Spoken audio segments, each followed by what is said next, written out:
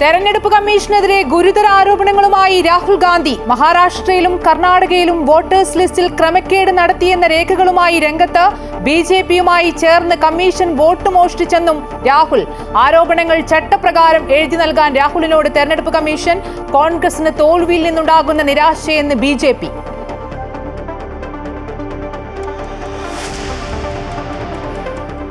ഇന്ത്യക്കെതിരായ അമേരിക്കയുടെ അധിക തീരുവയിൽ ട്രംപിന് പരോക്ഷ മറുപടിയുമായി പ്രധാനമന്ത്രി നരേന്ദ്രമോദി. മുൻഗണന രാജ്യതാൽപര്യങ്ങൾക്കെന്നും കർഷകർക്കായി എന്ത് ത്യാഗവും സഹിക്കുമെന്നും പ്രധാനമന്ത്രി.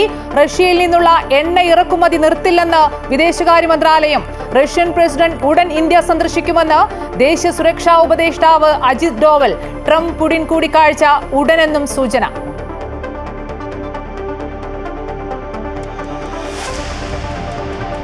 കെപിസിസി പുനഃസംഘടനയിൽ അനിശ്ചിതത്വം തുടരുന്നു. ഡിസിസി അധ്യക്ഷന്മാരെ മാറ്റുന്നതിൽ തർക്കം തീർന്നില്ല.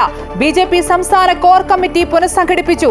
സുരേഷ് ഗോപിയും ജോർജ് കുര്യനും ഉൾപ്പെടെ 21 പേർ കോർ കമ്മിറ്റിയിൽ.